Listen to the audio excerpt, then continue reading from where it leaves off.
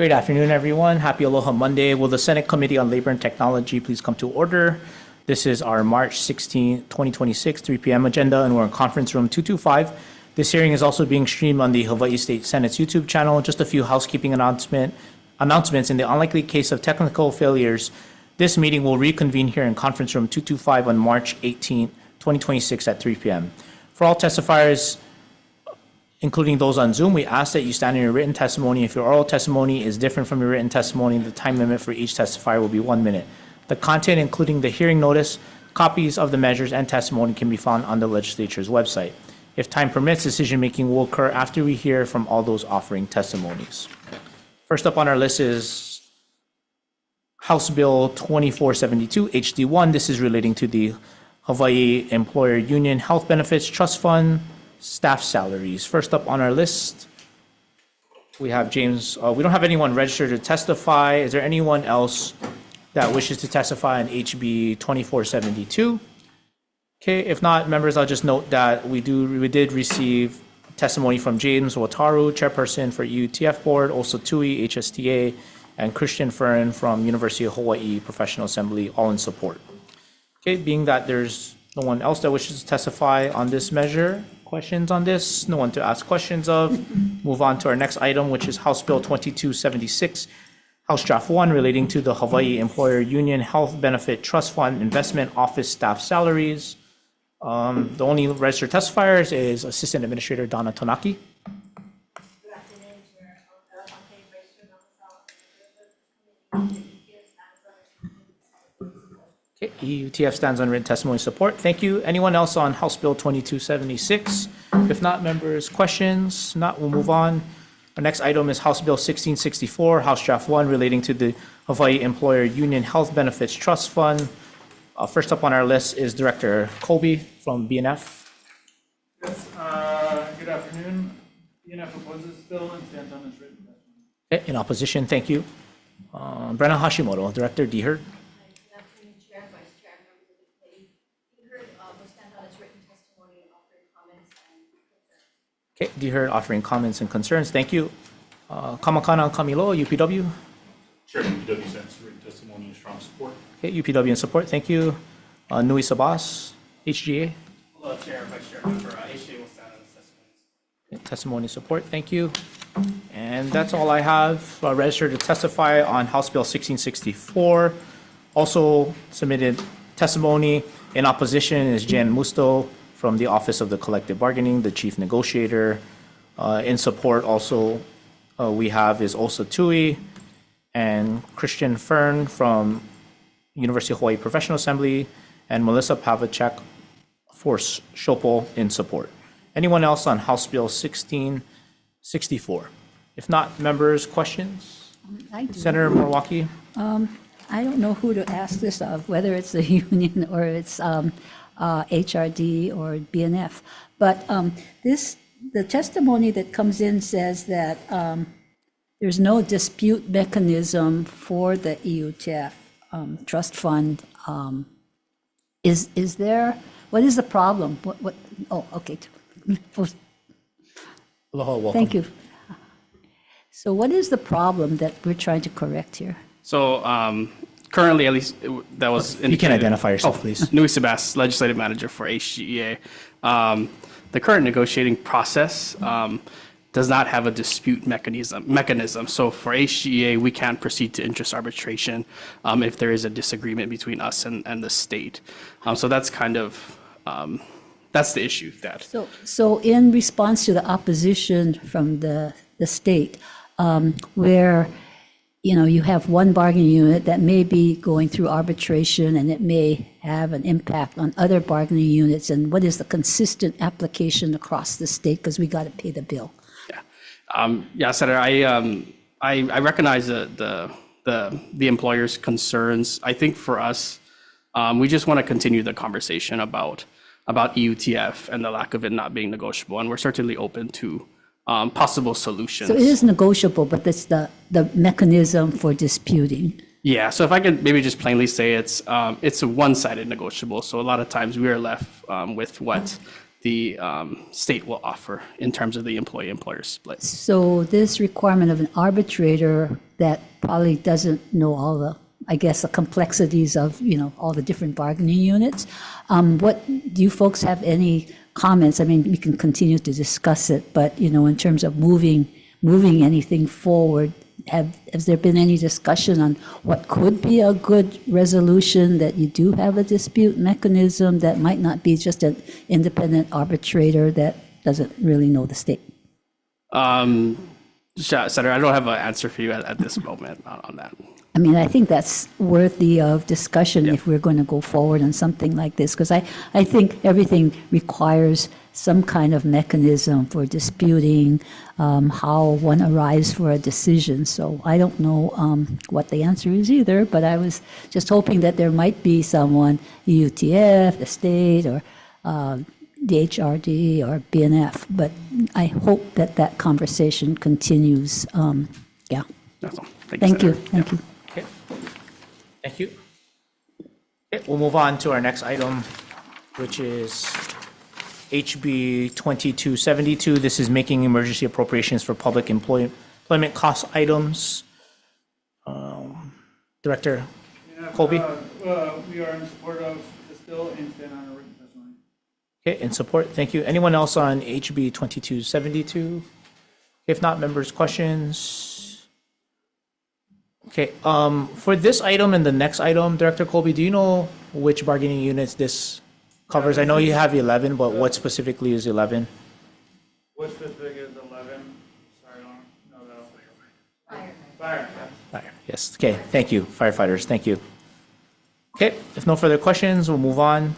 HB 2273, making emergency appropriations for public employment cost items. Director Colby. In support? ENF stands on this written testimony. Okay, thank you. And then Mr. Sabas, HGA. Okay. And to clarify, bargaining unit 14 would cover HGA members? Correct. Okay, thank you. Okay, anyone else on HB 2273? Okay, members, questions? If not, we'll move on. House Bill 1655, House Draft 1, relating to public employment.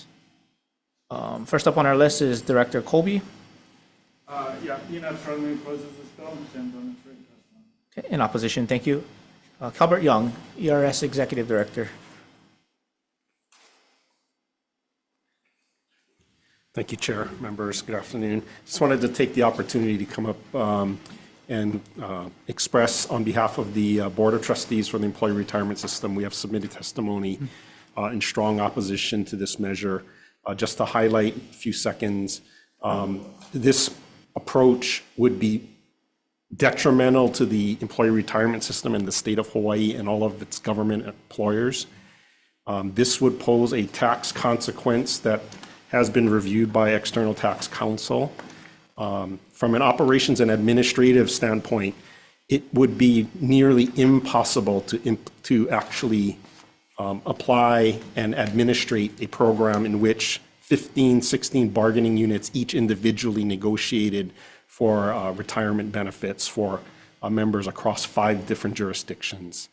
For that reason, I'm going to express opposition on this bill. Thank you. Thank you, Mr. Young.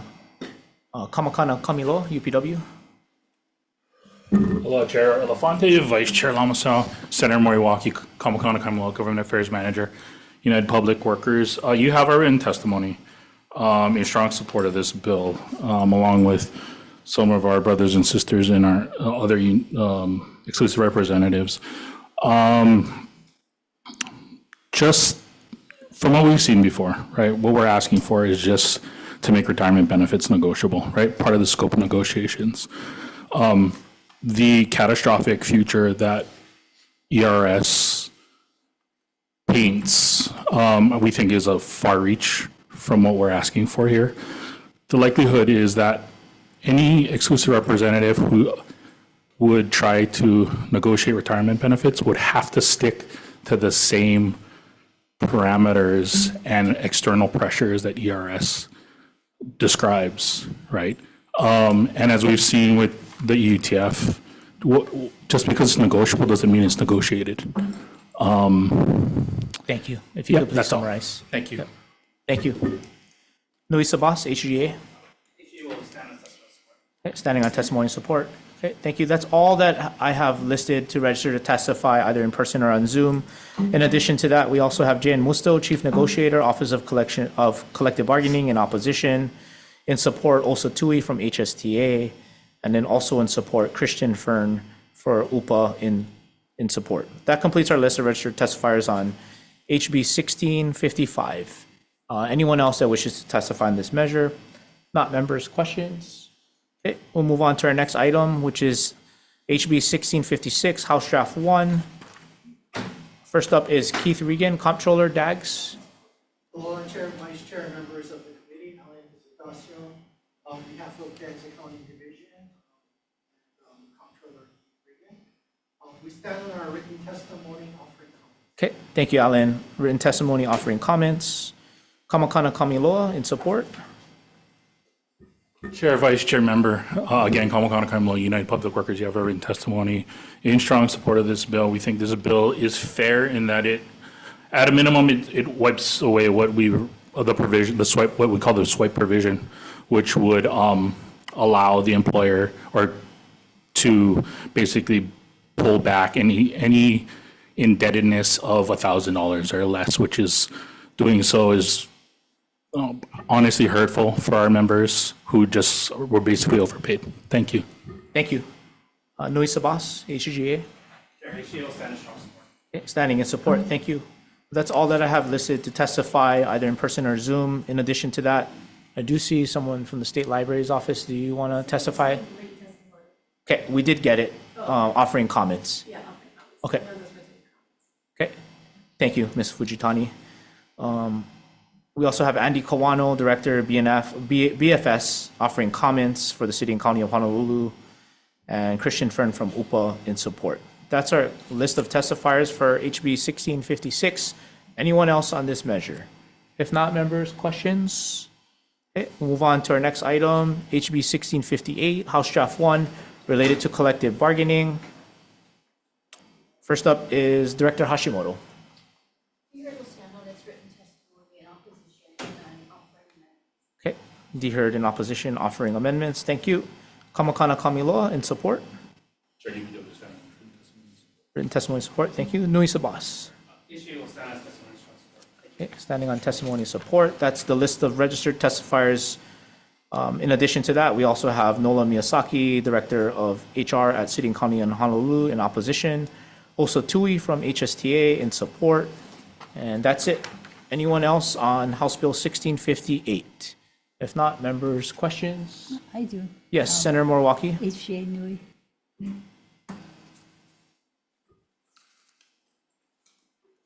So I can see that the importance of repricing and being able to come to the table and how it might take too long for us to get to the table, right? So, but giving it to a single arbitrator who may not know all the complexities of the state system, I know that there's been discussion that maybe, I think it's in the DHERD testimony, that the Merit Appeals Board might be a better place to actually have that kind of discussion, and at least somebody that knows the system. What would the union say to that? Thank you for your question, Senator. Nui Sabas for HGEA. We're opposed to the concept of the Merit Appeals Board. It's an employer-controlled board. I believe the employer has two. I think there is an employer and an employee. There's the representation. True. Yes, Senator. Yeah. So it's my understanding that there's 3 members. 2 are selected by the employer, and then 1 is a labor representative. So I would consider that an employer-controlled board, and so we'd be opposed to that just on the impartiality of a board kind of making decisions on this. So you think a single arbitrator that doesn't know the system would be a better representation of what you folks are looking for? I think generally, yes, and we're happy to agree with DHERD on a list of arbitrators that can be used for repricing for within this process. And that issue came up in 2024 when the original repricing bill was passed. And we also brought that up back then. Okay, thank you. Could I ask DHERD? Yes, any questions for Mr. Sabas? Okay. No. If not, thank you. A request for Director Hashimoto. Senator Moriwaki, you have the floor. Thank you.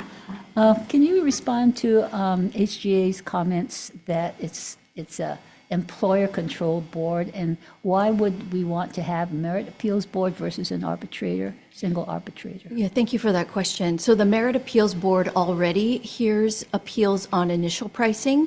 So they're already charged with looking into pricing issues if there are any disputes when a position, a class is initially established and the pricing is disputed. In addition, the Merit Appeals Board by statute has to be individuals who are familiar with state civil service. So, like you pointed out, there is a union representative on the appeals board, on the MAB, as well as an employer representative. And then the third party is a neutral third party. So I would dispute the fact that they are employer controlled.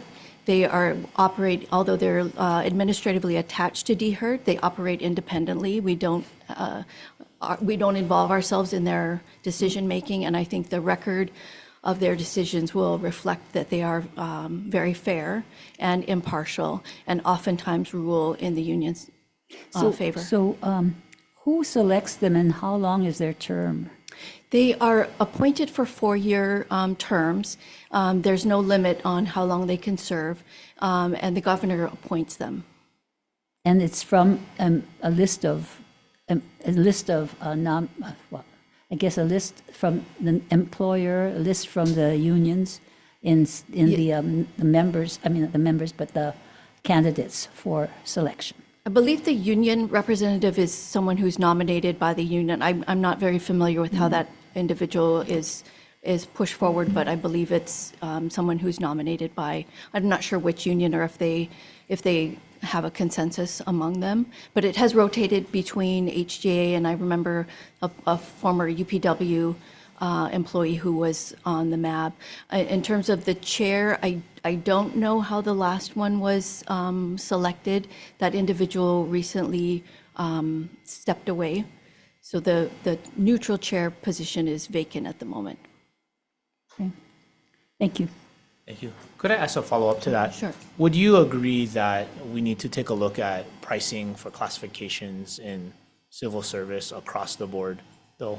Yes, so we are embarking. We just had our first set of on-site meetings last week with a vendor who's doing our comprehensive classification and compensation study. So we're looking at all of the MQs, the classification, the whole structure of civil service right now.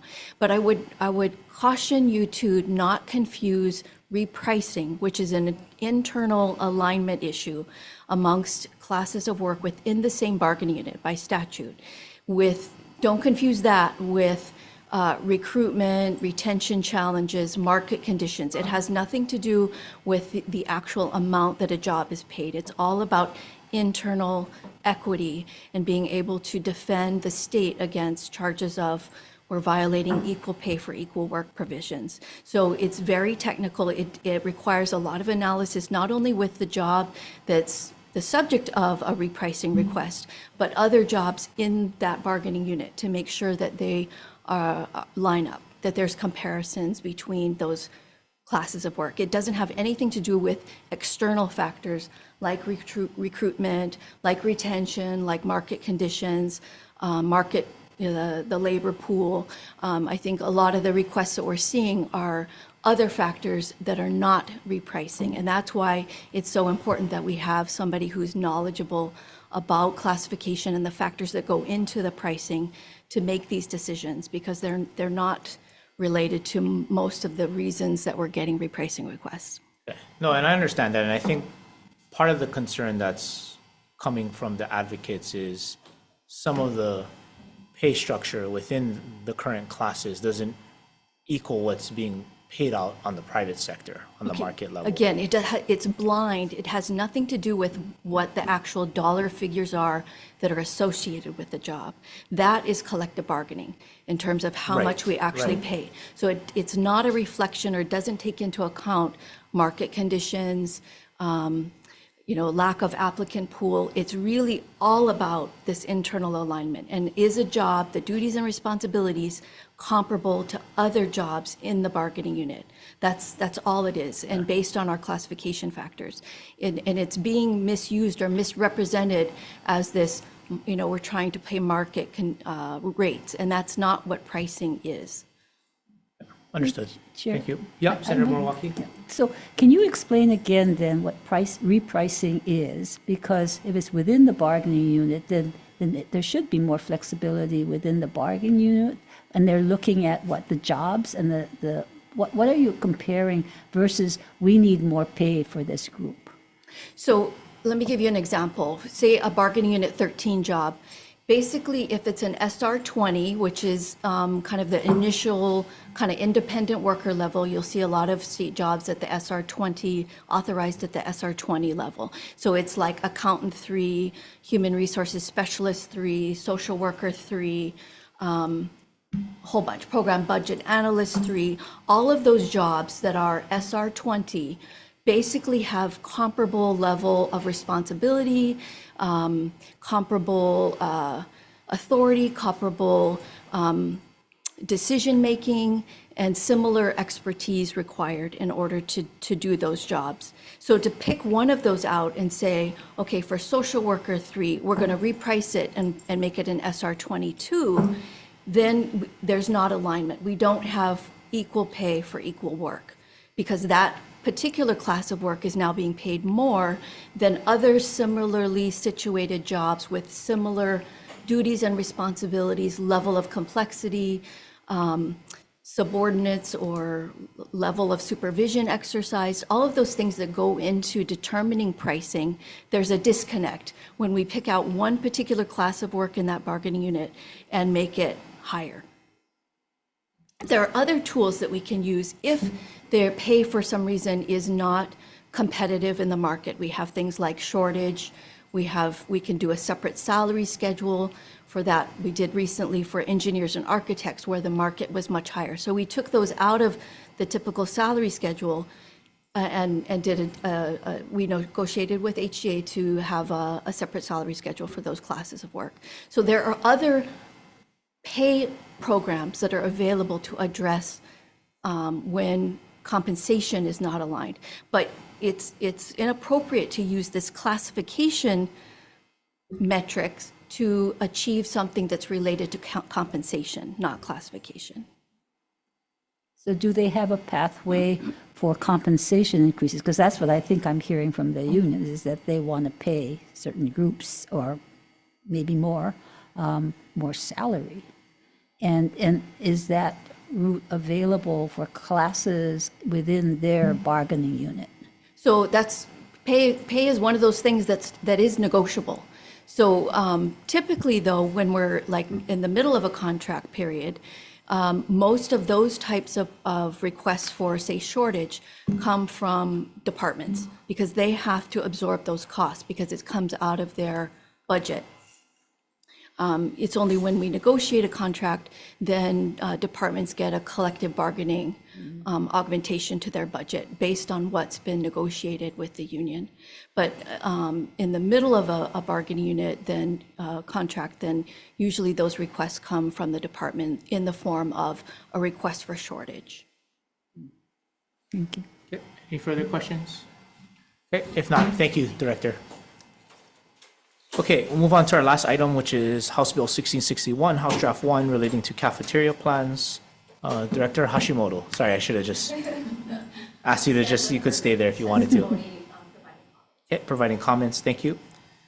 Kamakana Kamilo, UPW. Chair, UPW stands written testimony in support. Okay, in support. And Nui Sabas. Chair Shields, stand on testimony in support. Okay, HGA and UPW, both in support. In addition to that, we do have testimony offering comments from Nola Miyazaki, Director of HR at City and County of Honolulu, and Tom Yamachika for the Tax Foundation of Hawaii. Anyone else on HB 1661? Okay, if not, I have a question for Director Hashimoto.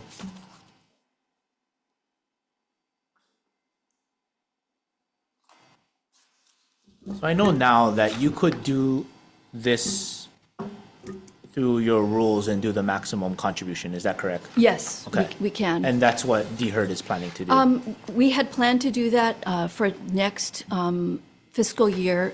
This current fiscal year, we just moved, are in the process of moving to a new third-party administrator for this program. So it's we're sort of too late in the game in order to effectuate a change for the coming year. So any change would have to be effective next fiscal year. Because currently, you're not doing the maximum salary. We are now. not. The last time it was increased, I believe, was in 2019. I think it was in 2019. So we are a little behind the market, and some of that is somewhat intentional. You can see in the chart that we provided in our testimony, we are careful about not having more overspent accounts than forfeitures. We try to make sure that we monitor that so that the fund doesn't run a deficit. So that you can see from our testimony, the second year of between 2023 and 2024, we actually did pay out more in overspent accounts than we had forfeitures that year. So we tend to monitor that and then make adjustments every 3 to 4 years. This one has been a little bit longer than usual to make an increase. And that's generally why, is we sort of monitor the fund balance to make sure that we're in the Okay. black. Thank you. Any questions? No, I think. Senator Morwaki? So you have to establish a rule every time you make a change.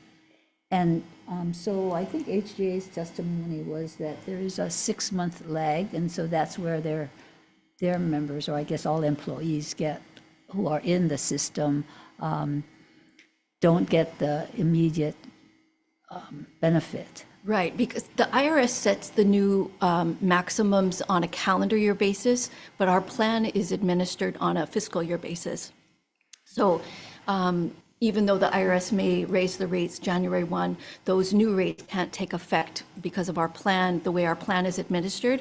We can't authorize any mid-year changes. The IRS does not permit that as part of the rules. Once you designate an amount, it has to stay that same rate for the entire plan year. And then you can make changes during the open enrollment period, which then becomes effective on July 1. So what is the basis for your decision on updating your plan? Because you said 2019, that's kind of a long time between then and now. I think we said for starting next year, 2027. Okay. July So, 1. but I mean, from the time when you last updated the maximum, was that what you said it was 2019? 2019, I think, was the last So why did it time. take so long in terms of, when do you update it? So do you do it like annually? Is IRS updating their maximum, and we need to be working on that? We do or it how every is that? few years, not Every 2 annually, years? because we have to do a rules change, which is, I'm sure you're probably familiar, it's understand. pretty cumbersome to do. So we don't do it every year. It's been, I think, every 3 or 4 years. This has been a particularly long time since the last one, but part of that was because of a new administrator. Okay. Thank you, Chair. Thank you. I just have one follow-up for Mr. Sabas from HGA. So two-part question. You heard from Director Hashimoto and on what they mentioned about calendar and fiscal. So currently now the bill has a defective date of July 1st.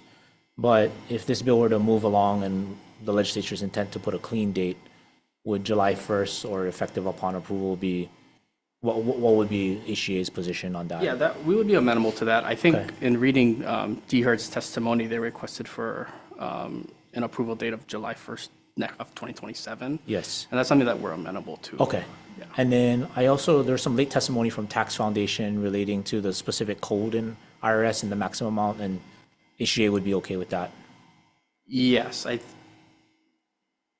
believe we'd be okay with that. Okay, because currently it has maximum to the IRS, but doesn't have the specific section in IRS, so I think we should make that a little more clear. Yeah, we'd be okay with that. Okay, thank you. Any further questions? I guess Senator Morwaki? For HRD, Oh, sorry, thank you. Thank you. Yes. Director Hashimoto? I didn't quite understand, you're saying that there's forfeiture and you want to leave some cushion, I guess, to pay off the forfeitures. Is that a big amount that we should be concerned about, or can we just go with the IRS maximum?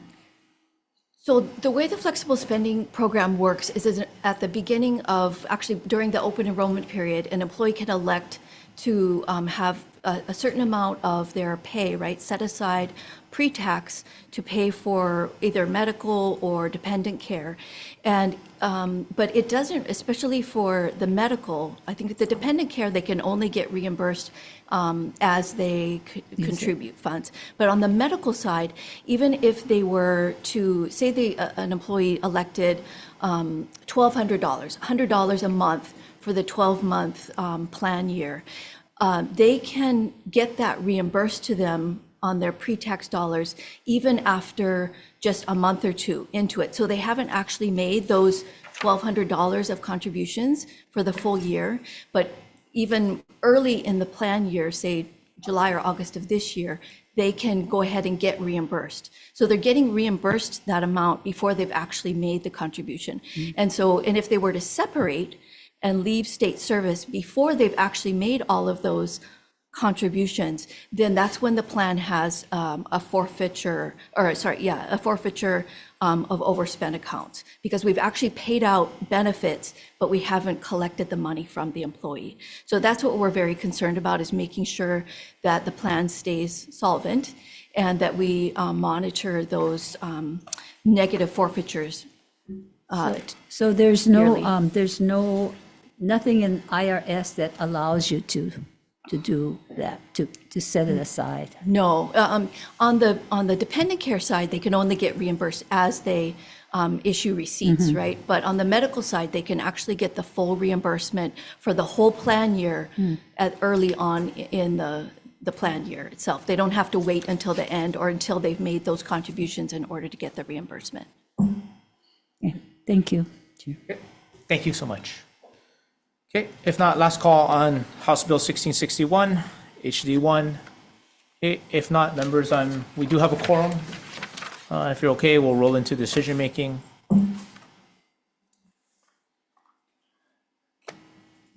Are you ready, Vice Chair? Yes. Okay. Okay, so first up on our list is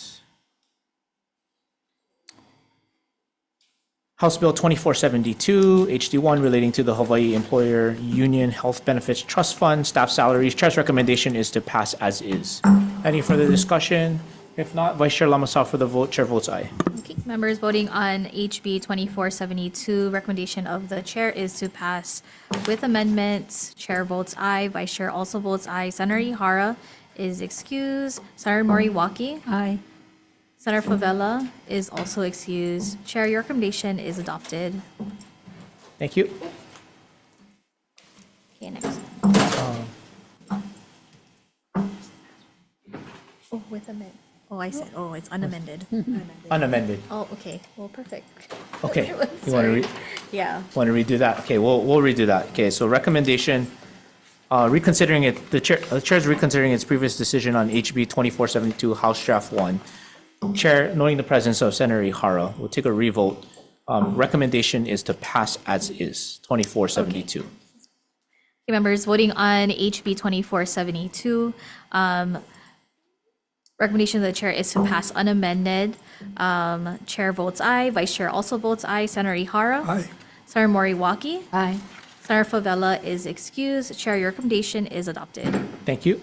Next item is House Bill 2276, House Draft 1, relating to the Hawaii Employer Union Health Benefits Trust Fund, Investment Office Staff Salaries. Chair's recommendation is to pass as is. Any further discussion? If not, Vice Chair Lamasao for the vote. Chair votes aye. Okay, voting on HB 2276 HD1, recommendation of the chair is to pass unamended. Chair votes aye. Vice Chair also votes aye. Senator Ihara. Aye. Senator Moriwaki. Aye. Senator Favela is excused and will be for the remainder of the agenda. Chair, your recommendation is adopted. Thank you, Vice Chair. Our next item is House Bill 1664, House Draft 1. This is relating to the Hawaii Employer Union Health Benefits Trust Fund.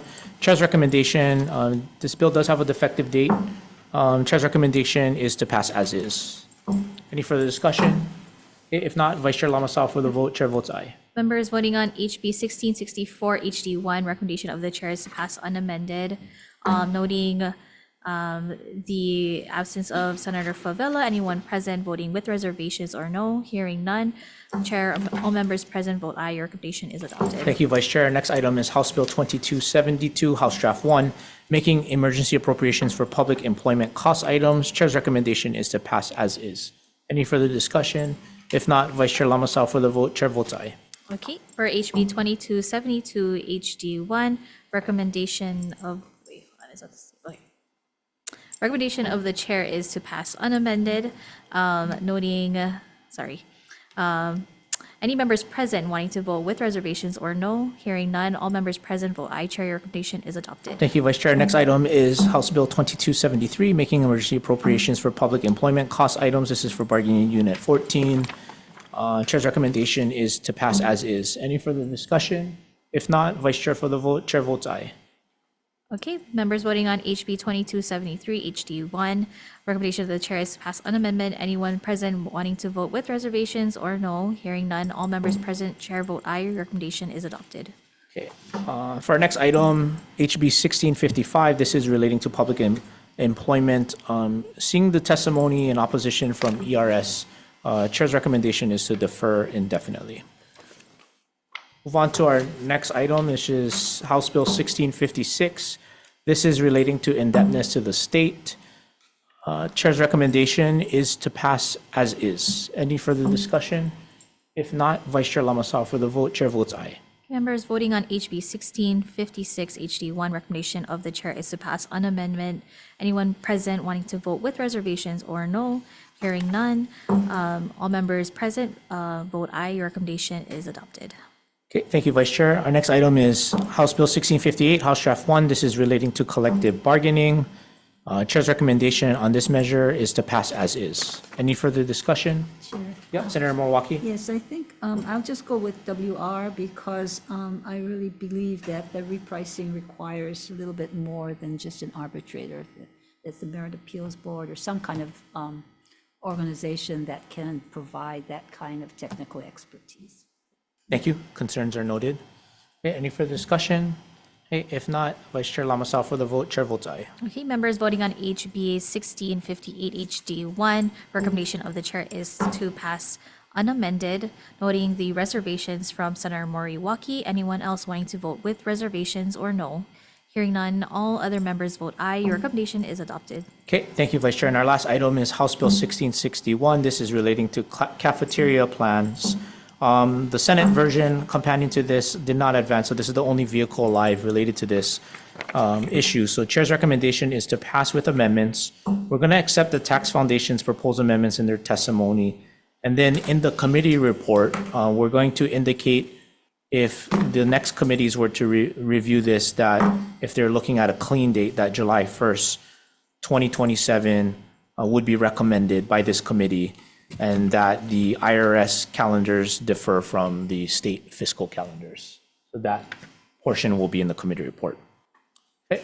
With that, any further discussion? If not, Vice Chair Lamasao for the vote. Chair votes aye. Okay, members, we're voting on HB 1661 HD1. Recommendation of the chair is to pass with amendments.